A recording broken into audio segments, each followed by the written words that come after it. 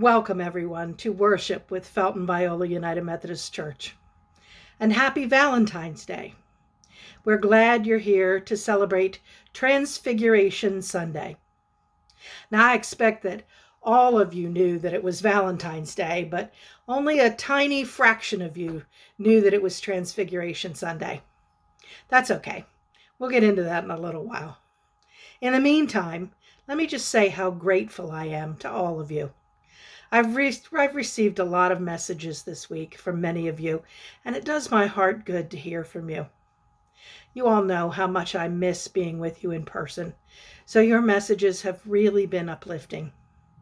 Also, a number of you have said that you would like to give to Barbara Amaya's scholarship fund efforts, either by donating food items that she's asked for, or by sending a contribution. And you should know how much that is appreciated as well. Barb gives the scholarship in the name of the church for $1,000, and it goes to a Lake Forest senior each year. It's become quite a tradition. We thank Barb for all her efforts on behalf of the church and the deserving recipients of the scholarship. You're reminded that your offerings each week are vitally important to the church, and that there are a number of ways to give by mail, in our drop boxes, or through our e-giving app, Give Plus. All of these ways are on a slide at the end of the service, so you can pause and capture any information you might need. Now, I hope that you're ready to do some singing, and maybe even some moving around, as the Felton Viola Choir leads us in a traditional African hymn, Siyahamba. Siyahamba tutane kweko, Siyahamba tutane kweko, Siyahamba tutane kweko, Siyahamba tutane kweko, Siyahamba, Siyahamba, Siyahamba tutane kweko. Siyahamba, Siyahamba, Siyahamba, tutane kweko. We are marching in the light of God. We are marching in the light of God. We are marching in the light of God.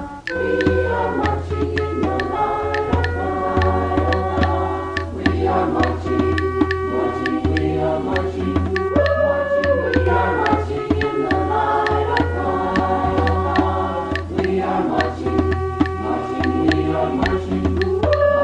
we are marching in the light of God. We are praying in the light of God. We are praying in the light of God. We are praying in the light of God. We are praying in the light of God. We are praying, we are praying, we are praying in the light of God. We are praying, we are praying, we are praying in the light of God. We are singing in the light of God.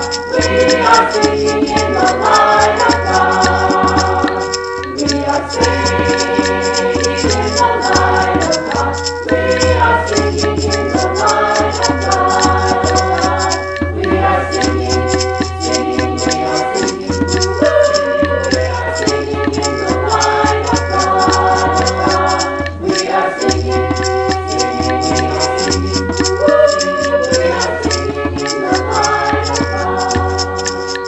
We are dancing in the light of God. We are dancing in the light of God. We are dancing in the light of God. We are dancing in the light of God. We are dancing, dancing, we are dancing. We are dancing in the light of God.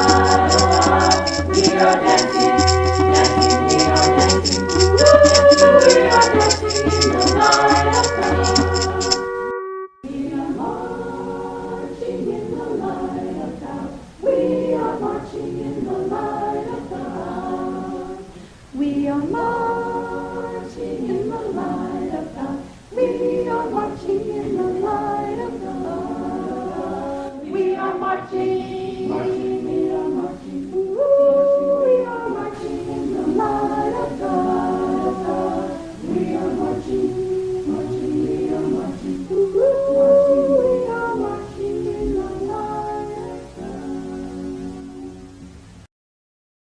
Let us pray.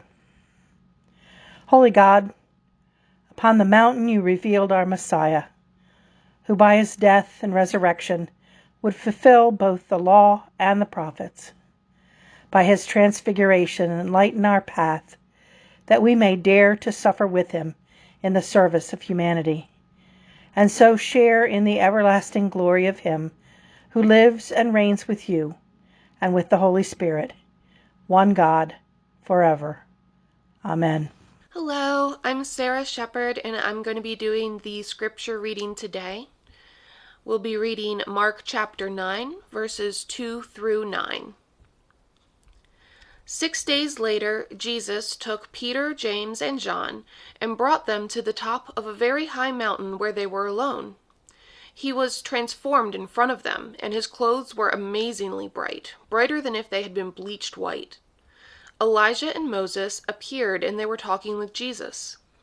Peter reacted to all this by saying to Jesus, "Rabbi, it's good that you're here. Let's make 3 shrines, one for you, one for Moses, and one for Elijah." He said this because he didn't know how to respond, for the 3 of them were terrified. Then a cloud overshadowed them, and a voice spoke from the cloud. "This is my son, whom I dearly love. Listen to him." Suddenly, looking around, they no longer saw anyone with them except Jesus. As they were coming down the mountain, he ordered them not to tell anyone what they had seen until after the human one had risen from the dead.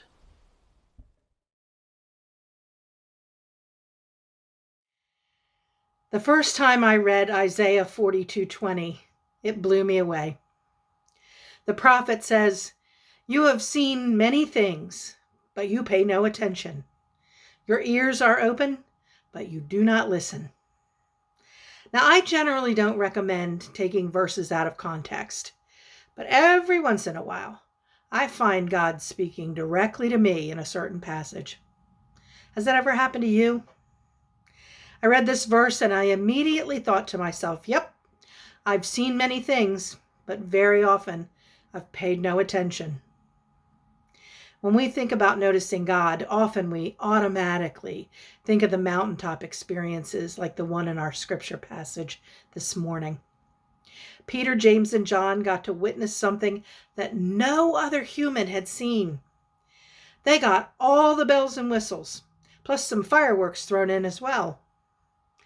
Our mountaintops may not be quite as dramatic, but for certain, we've all had times where we've experienced something amazing, or we've sensed God's presence in a meaningful way.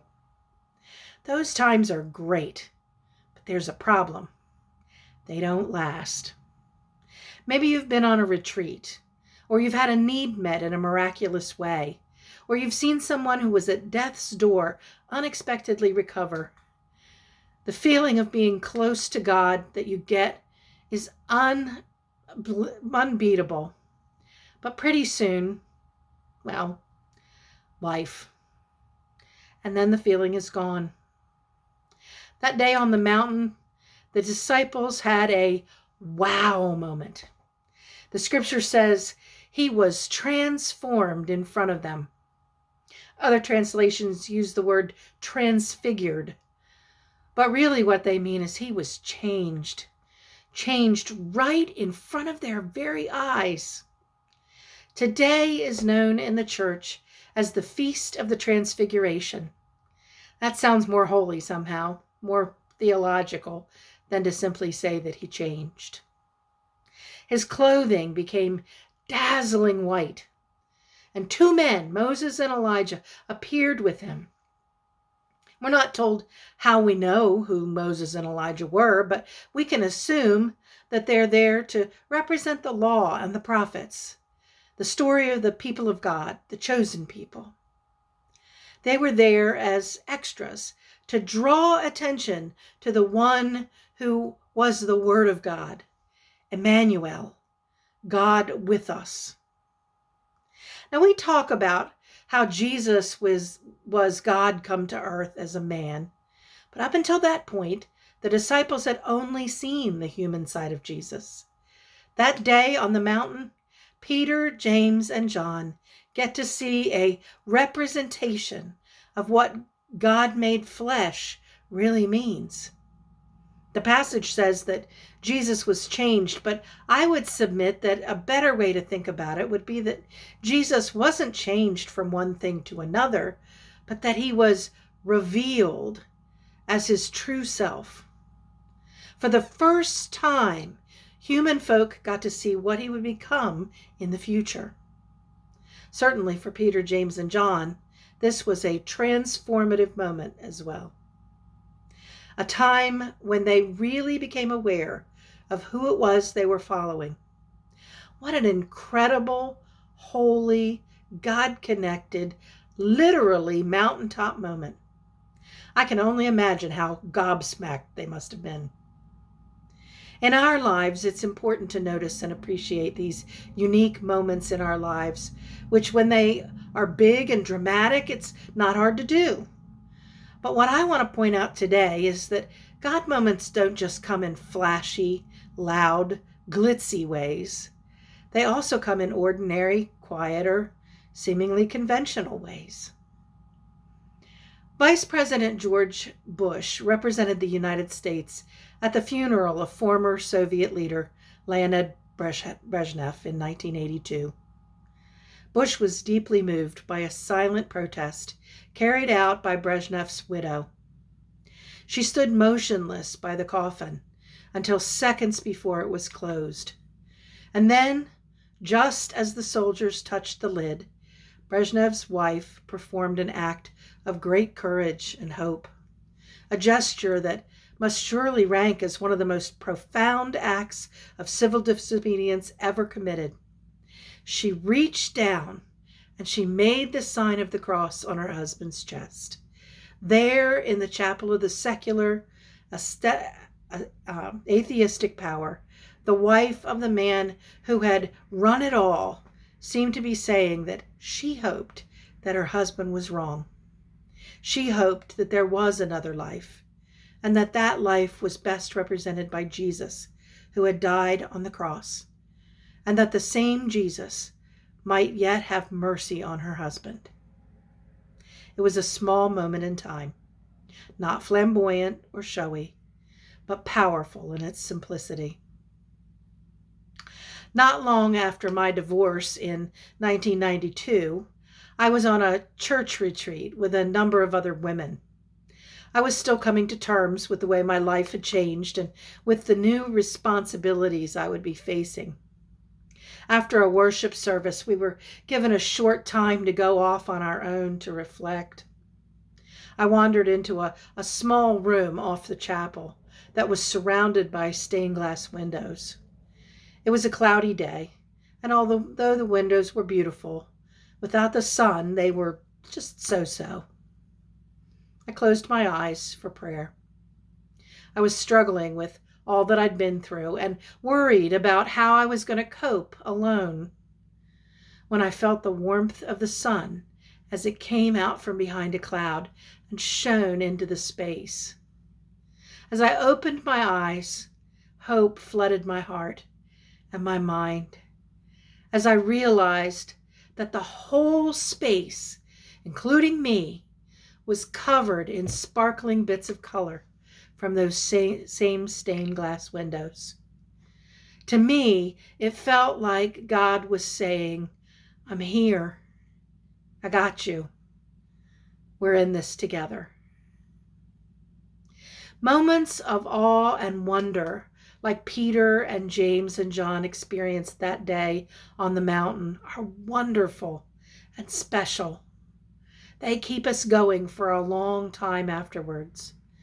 But I don't think we should limit God moments to only those special events.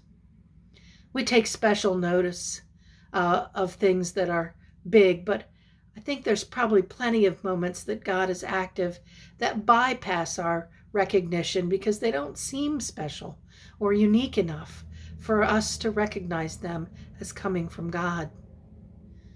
The warmth of the soapy dishwater, a stray bloom late in the season, the breath of a baby in your ear, They can all be holy moments when we're suddenly connected to the divine. Maybe we should appreciate the dramatic God moments we experience as the icing on the cake, or since today is Valentine's Day, special love notes from God. But it's important, too, to try to be aware of how the more ordinary moments are, in fact, God moments as well. On the mountain that top that day, something amazing happened. Jesus' true nature was revealed to the disciples. They got to see him in a tremendous way that opened their minds to the reality of who he was. But when they came off the mountain, they were still Peter, James, and John, still the flawed people they had been before. And while he was physically with them, they were still scrapping and jockeying for position, still resisting and denying him. It wasn't until later, after his death and resurrection, that the real meaning of Jesus' life sunk into them. Maybe if they had been more aware, not just of the God moments on the mountain, but also the God moments during the ordinary times, they would have been transformed sooner by the experience. In the days ahead, try to stay tuned into the God moments in your life. Ask yourself, why did God provide them for you? What should your response be? Where has God been working in your life that you may have neglected to give God the credit? Make a very conscious effort all day to notice how and when God works in your life, in obvious and subtle ways. Keep your eyes on Jesus and pray that God will allow you to see how God is working all day, every day, to shape you into the disciple that you are meant to be. Amen.